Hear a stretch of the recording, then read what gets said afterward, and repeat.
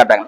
Abu Hanifa ரஹ்மத்துல்லாஹி சொல்லி காட்டுறாங்க, ரெண்டு விஷயம் குளிப்பு கடமையான சொன்ன ரெண்டு விஷயம் முக்கியமா செய்யலாம். வெளிப்பகுதி அப்படின்னு சொல்லி காட்டாங்க. ஒன்னாவது, வாய்க்கு நல்லா வாயை தண்ணிட்டு நல்லா கரகர செஞ்சு வாய் ஃபுல்லா டோட்டலா நனையலும், வாய் நனையலும். ரெண்டாவது, மூக்குக்கு தண்ணியை போட்டு நாசிக்கு மேலும் கீழே நல்லா தண்ணியை சுத்தம் செய்யணும். மூக்கு உள்ளேயும் மூக்கு துவாரத்திலும் தண்ணி போய் வெளியில வந்துடணும், வாயிலும் தண்ணி போய் வெளியே வந்துடும். இந்த ரெண்டு விஷயம் ரொம்ப முக்கியம் என்பதாக சொல்லி காட்டாங்க. அதுக்குதான் சொல்றாங்க ஸல்லல்லாஹு நீங்க ஒளு சேர்த்திக்க சொன்னா டோட்டலா உடல்ல பாதி உறுப்பு நனைஞ்சு போயிடும். அதுக்கப்புறம் ஈஸியா குளிச்சலான்னு சொல்லி காட்டாங்க. அடுத்து, குளிக்க வாய்ப்பு இல்லை, உதாரணமாக கையில கட்டு போட்டுக்கோம், அதை கீழே வந்து பிராக்சர் ஆச்சு கட்டு போட்டுக்கோன்னு சொன்னா கையை இப்படி தூக்கி வச்சுட்டு டோட்டலா குளிச்சு முடிச்சிடலாம். இப்போ காலில் கட்டு போட்டோம், என்ன பண்றது, தண்ணி ஊற்றோம் சொன்னா காலில் நனைஞ்சிருமே, நனைஞ்சுன்னு சொன்னா காலில் சீவு வச்சிரும், ரத்தம் வந்து ரணம் ஆயிடும், ரொம்ப பெரிய ஆபத்தாயிடும் சொன்னா குளிக்கவே முடியல. ஒண்ணு கவரை கட்டிட்டு குளிச்சிடலாம், கவரை கட்ட வாய்ப்பு இல்லை, எதுவுமே வாய்ப்பு இல்லைங்க.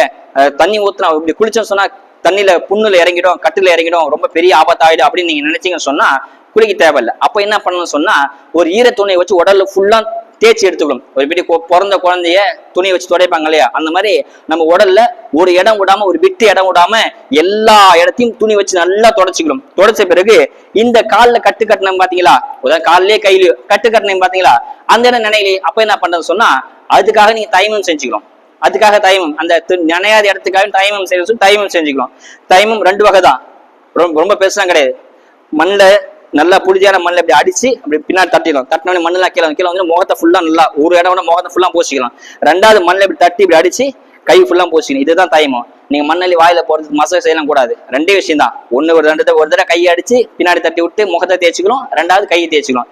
இது வந்து எதுக்குன்னு சொன்னா ஒரு இடம் நனையாம போச்சுன்னு சொன்னா அதுக்கு பகரமாக நீங்க இப்படி தைமம் செஞ்சுக்கணும். குளிப்புக்கு பதிலாக தைமம் செய்யலாம்.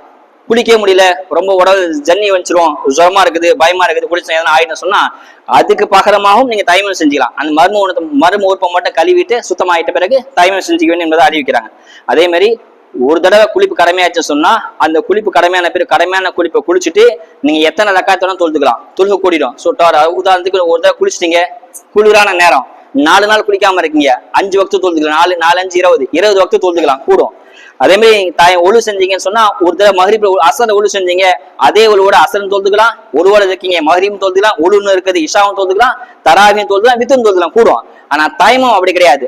ஒழுக்கு பதிலாக தைமம் சரின்னு சொன்னா ஒரு தைமத்தை கொண்டு ஒரே ஒரு ஃபல் தான் தொழுக முடியும். இப்போ அசர்ல நீங்க முடியல, ஜுரமா இருக்குது, தைமம் செஞ்சீங்கன்னு சொன்னா தைமம் செஞ்சு அசர் மட்டும் தான் தொழுக முடியும். திரும்ப நீங்க மகரிப் தொழுன்னு சொன்னா திரும்ப தைமம் செஞ்சுதான் ஆகணும். ஏன்னா ஒழுக்கு பகரமாக தான் தைமம் செய்யணும். அது பகரம்னால அதோட எஃபெக்ட் கிடையாது. ஒரு வக்து மட்டும் தான் தொழுக முடியும், 2வது தொழுக முடியாது, திரும்ப தைமம் செய்யணும்.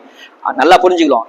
ஒழுக்கு பகரமா தைமம் செஞ்சா ஒரு வக்து தான் தொழுக முடியும். ஆனா குளிப்புக்கு பகரமா நீ தைமம் செஞ்சா எப்ப எவ்வளவுனா அடுத்த குளிப்பு கடமையான